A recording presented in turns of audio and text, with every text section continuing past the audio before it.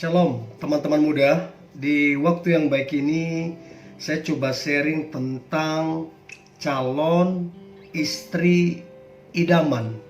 Itu kira-kira seperti apa?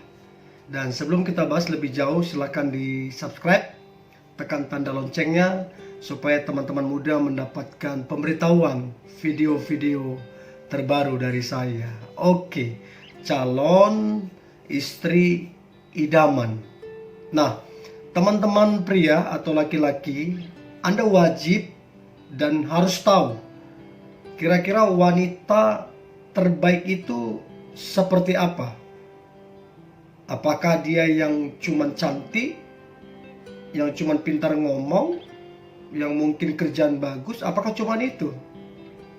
Cantik bukanlah jaminan atau sebuah ukuran bahwa dia adalah wanita yang terbaik atau jadi calon istri idaman. Ada banyak orang cantik tapi orang gak simpatik. Ada orang cantik tapi tidak mendatangkan damai sejahtera. Karena cantik dengan karakter beda jauh. Orang kalau berkarakter baik pasti mendatangkan damai sejahtera.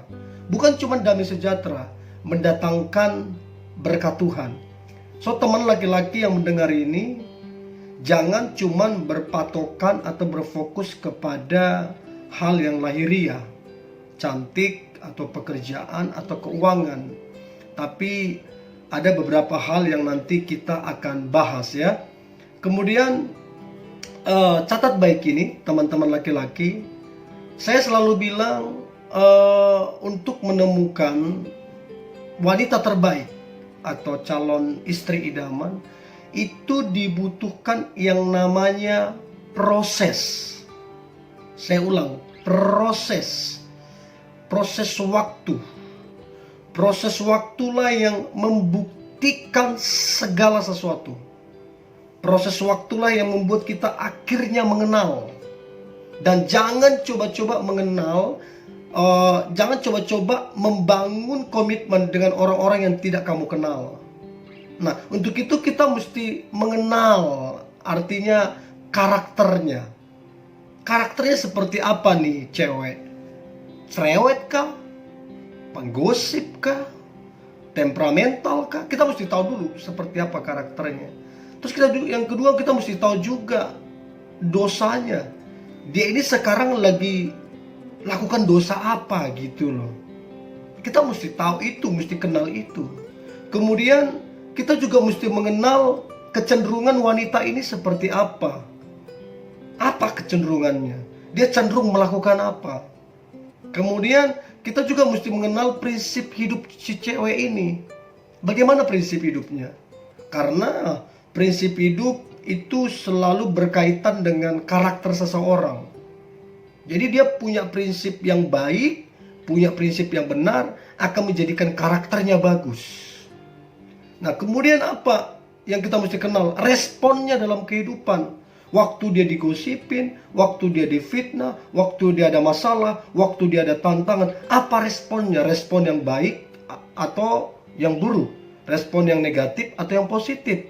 Nah, kita mesti kenal teman-teman cowok apa responnya. Kemudian kita juga mesti tahu masa lalunya. Kira-kira pacar kita cewek ini atau teman cewek ini, dia masa lalunya bagaimana? Jangan sampai dia udah pernah nikah. Jangan sampai dia udah pernah punya anak dari orang lain. Nah, kita mesti tahu ini. Kemudian kita juga mesti tahu pergaulannya. Apakah dia sering ke klub malam? Apakah dia sering mabuk-mabukan? Apakah dia sering bergaul dengan orang-orang yang benar? Nah, kita kan mesti tahu ini dulu. Kemudian kita juga mesti tahu keluarganya. Apakah dia ini anak mami? Sedikit mami, sedikit mami. Artinya belum dewasa, ngambekan, cengeng. Nah, kita mesti tahu juga artinya keluarganya seperti apa. Seperti apa keluarganya. Karena saya dapati ada orang tua yang kurang baik lah memberikan nasihat kepada anaknya. Contoh yang kurang baik itu apa? Saya setiap kali konseling, ada aja yang aneh-aneh. Ada orang tuanya bilang, ya udahlah kamu pisah dengan suamimu, ya udahlah cari yang lain. Nah ini kan nasihat-nasihat yang tidak baik, yang tidak takut Tuhan gitu loh. So kita mesti kenal juga keluarganya. Nah untuk mengenal ini teman-teman cowok, dibutuhkan yang namanya proses. Dibutuhkan proses. Kita nggak bisa instan. Dan sekali lagi, saya tidak percaya yang namanya cinta pada pandangan pertama atau cinta instan. Saya nggak percaya itu. Saya selalu ingatkan ini ke teman-teman muda. Selalu saya ingatkan bahwa cinta yang benar itu, yang pertama dia butuh proses. Yang kedua dia butuh yang namanya pengenalan. Yang ketiga cinta itu realistis. Realistis artinya bisa diukur. Bagaimana karakternya, bagaimana prinsip hidupnya, bagaimana pandangan hidupnya, bagaimana masa lalunya, bagaimana kecenderungannya, bagaimana dewasa apa tidak, bertanggung jawab apa tidak. Dia realistis. Nah, kalau kamu cuman hanya dak dikduk, ada rasa getaran-getaran di hatimu, teman-teman cowok. Loh, kamu nanti lihat istri orang bisa kamu bergetar hatimu karena mungkin cantik atau karena mungkin apa. Makanya sekarang ini di akhir zaman ini banyak perselingkuhan kan. Banyak yang begitu. Laki-laki lajang selingkuh dengan perempuan yang sudah bersuami. Ada yang begitu. Karena apa? Dia bilang, iya lagi jatuh cinta. Itu bukan jatuh cinta, itu namanya emosional. Atau kalau saya bahasakan, kamu tidak bisa membedakan cinta dengan emosional. Akhirnya apa? Berantakan. Ya, jadi teman-teman cowok dibutuhkan proses pengenalan untuk tahu bagaimana dia. Dan ingat, jangan bangun komitmen dengan wanita yang kamu tidak kenal. Butuh waktu. Ya, terus ini yang paling penting teman-teman cowok, jangan terburu-buru untuk menembak, menyatakan cinta kepada wanita. Pelajari dan kenali. Itu yang perlu kita renungkan ya. Nah kemudian kita akan bahas secara singkat kriteria wanita terbaik atau calon istri idaman. Itu kriterianya seperti apa? Yang pertama, selalu ini yang pertama, yaitu takut Tuhan, mengasihi Tuhan. Artinya dia jadi perempuan yang kalau dia pacarmu atau dia lagi dekat ke kamu, dia selalu waktu kalian telepon, dia ingatkan, ayo dong doa, jangan lupa doa. Ayo dong kalau sempat kita baca firman ya, baca Alkitab gitu. Ayo dong ke gereja gitu. Ayo dong kalau sempat pelayanan. Nah artinya dia memang cinta Tuhan. Nah ada hal yang positif terjadi dalam kehidupanmu. Yang tadinya kamu jauh dari Tuhan jadi dekat dengan Tuhan. Yang tadinya kamu gak suka berdoa jadi suka berdoa. Yang tadinya kamu gak suka baca firman jadi suka baca firman. Yang tadinya gak suka pelayanan jadi suka pelayanan. Dia membawa hal yang positif kepada kamu. Itulah wanita yang takut Tuhan dan mengasihi Tuhan. So teman-teman cowok, pastikan cewekmu atau pacarmu dia buat kamu makin dekat Tuhan, makin cinta kepada Tuhan. Itu yang pertama, kriteria calon istri idaman. Yang kedua adalah karakternya bagus. Ini tadi yang kita bahas tadi. Karakternya bagus, artinya sifatnya itu bagus. Tutur katanya bagus. Ada saya dapati perempuan yang kalau dia ngomong itu nusuk sampai ke hati orang lain. Nusuk sampai istilahnya apa ya? Sampai melukai hati orang lain. Kata-katanya menjatuhkan. Kata-katanya tidak membangun. Ada yang begitu. Ada yang begitu. Nah, so maksudnya saya teman-teman cowok, coba perhatikan karakternya. Begitu kamu dekat dengan dia, kamu jadi adem dia. Ya, saya ada dulu ya sempat ya kayak istilahnya coba lirik lah waktu saya masih single. Saya lirik temen cewek ya. Oh iya, pekerjaannya bagus. Ya mukanya oke. Tapi begitu ketemu ngobrol, ya ampun, gosipin orang, merendahin orang, terus suka apa ya? Ya tinggi hati lah. Nah, saya ketemu 1 2 kali, 3 kali, ilfil, serius, ilfil. Karena apa? Karakternya nggak oke. Jadi calon istri idaman adalah yang karakternya bagus, mendatangkan damai sejahtera, mendatangkan kenyamanan, mendatangkan sukacita, mendatangkan kebahagiaan. Itulah yang kedua, calon istri idaman. Itu yang kedua. Yang ketiga adalah calon istri idaman ini perlu saya beritahu. Ini penting banget. Sekarang ini pakaian kurang bahan itu banyak dipakai oleh wanita. Ada wanita yang memang sengaja untuk menampilkan auratnya, dan dia sengaja memakai yang kurang bahan supaya orang bilang seksi. Padahal itu memakai yang begitu mengundang pikiran negatif. Ya, yang tadinya baik-baik, ya karena gini, dalam hidup ini ada orang-orang tertentu yang sedang memperhatikan kita. Kita tidak tahu. Ya, mungkin wanita ini yang lagi kamu dekat, teman-teman cowok, dia suka pakaian-pakaian yang istilahnya kurang bahan, yang kelihatan auratnya. Dan mungkin dia post di sosial media. Orang sekitarnya melihat, mengkonsumsi lah. Orang yang gak dia kenal juga mengkonsumsi. Terus kita nggak tahu, terakhir muncul pikiran negatif, pikiran kotor. Ya, jadi orang berasumsi, pasti ini kurang benar nih, kurang baik nih. Jadi orang udah tahu dia punya suami, tapi dia coba dekatin. Karena apa? Dia dekatin karena ada nafsu yang timbul ketika dia lihat foto perempuan atau wanita yang mungkin kamu sukai yang kurang bahan. Dan saya banyak lihat sekarang, apalagi teman-teman cowok kalau buka di TikTok ya.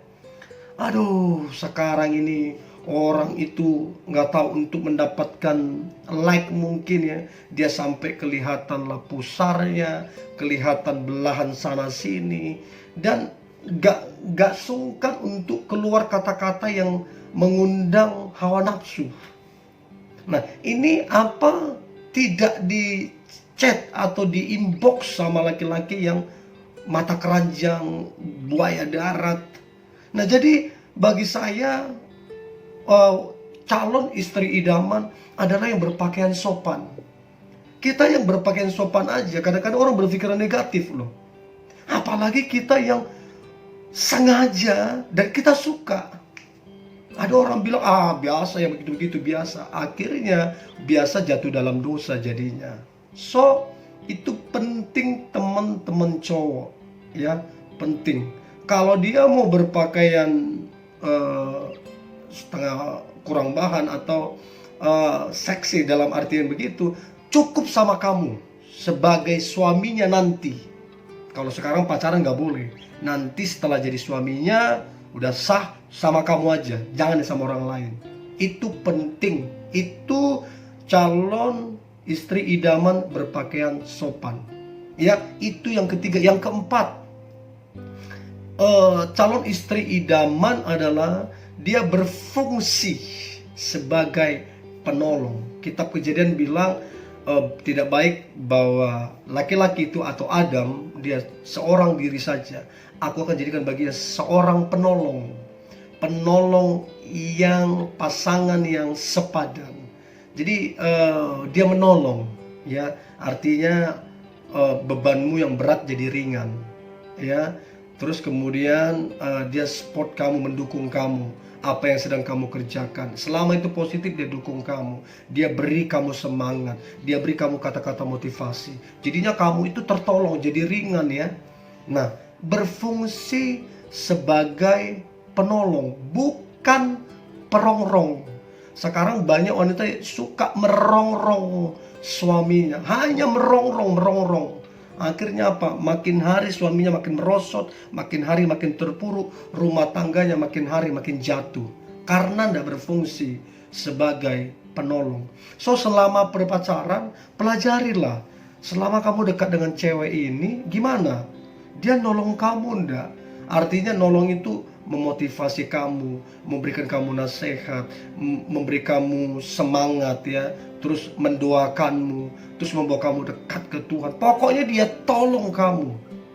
Nah, artinya sekali lagi dia berfungsi sebagai penolong, bukan perongrong. Itu yang keempat. Kemudian yang kelima, calon istri yang terbaik atau idaman yang kelima adalah dia memiliki jiwa sosial, ya. Artinya gini, dia gampang tergerak hatinya untuk menolong orang lain, untuk membantu orang lain, untuk orang yang lagi kesusahan, dia gampang tergerak hatinya. Dan orang-orang seperti ini, kalau ke orang lain saja dia gampang tergerak, maka ke suami dia pasti lebih lagi. Nah, tapi kalau orang lain ada kesusahan, dia cuekin. Tetangga ada kesusahan, dia cuekin. Dia gak peduli. Nah, hati-hati. Ya, ingat, tujuan pernikahan kelak adalah kita menyenangkan hati Tuhan. Kita berkenan kepada Tuhan. Kita menikah untuk menggenapi rencana Tuhan. Nah, kalau istrimu tidak berjiwa sosial, tidak gampang luluh hatinya membantu orang lain, menolong orang lain yang sedang kekurangan, butuh ditolong, maka dia bukanlah calon istri idaman, ya. Bisa dikategori pelit, kikir, ya, hitung-hitungan. Nah, itu repot. Nah, kemudian yang keenam, calon istri idaman yang keenam adalah sabar. Dalam arti gajimu mungkin masih kecil, dia sabar, ya. Terus kamu lagi proses berhenti dari kebiasaan yang buruk, ya. Artinya kamu juga jangan dengan alasan proses untuk berubah, tapi bertahun-tahun kamu nggak berubah. Artinya kamu lagi proses untuk membenari diri, dia sabar, ya. Dan sabar itu tidak ada batasnya. Dan bukan berarti kamu memanfaatkan itu, bukan, tapi tidak ada batasnya. Nah, wanita yang sabar ini akan menyejukkan hati. Wanita yang sabar akan menenangkan kita. Wanita yang sabar akan mendatangkan berkat Tuhan. So, teman-teman cowok, pelajarilah yang lagi dekat ke kamu atau pacarmu si cewek, pelajarilah dia sabaran apa tidak. Atau dia gampang putus asa, gampang keluar kata-kata, ya udahlah, selesai, udah, terlalu gampang. Ya, orang sabar itu dikasih Tuhan. Orang sabar itu disayang Tuhan. So, yang keenam, sabar. Yang terakhir, wanita atau calon istri idaman yang terakhir adalah dia setia. Ingat, kesetiaan tidak bisa ditawar-tawar, dinego-nego. Kesetiaan harga mati. Jadi kamu, teman-teman cowok berpacaran, tapi teman cewekmu jalin lagi dengan laki-laki lain, dekat lagi dengan lain, bahaya. Bagi saya yang tidak setia, putuskan aja. Jangan bawa ke masa depan, ya. Sebab setia ini adalah pondasi dalam membangun sebuah rumah tangga ke depan. So, setia, makanya rahasia setia itu kan saya selalu bilang cuma satu rahasia setia, yaitu rasa cukup.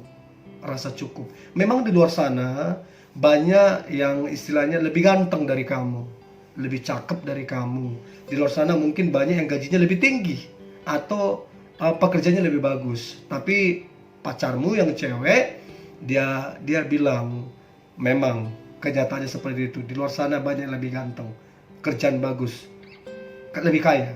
Tapi pacarku cukup bagiku. Waduh, kalau ada cewek yang begitu, yang cukup ke kamu, maka bisa dipastikan dia akan setia kepadamu. So ini yang boleh saya bagikan teman-teman cowok. Ya, coba perhatikan dari awal yang saya sampaikan sampai ke tujuh poin ini. Dari ketujuh poin yang saya bagikan ini adalah prinsip-prinsip yang esensi yang harus dimiliki. Dan aku berdoa tahun ini adalah tahun mujizat bagimu, tahun yang luar biasa. Dan mungkin kamu yang nonton ini lagi jomblo, aku berdoa tahun ini engkau ketemu dengan pasangan hidupmu. Ya, tetap semangat teman-teman muda. Apabila terberkati boleh di subscribe, tekan tanda loncengnya supaya teman-teman muda mendapatkan pemberitahuan video-video terbaru dari saya. Tuhan Yesus memberkati.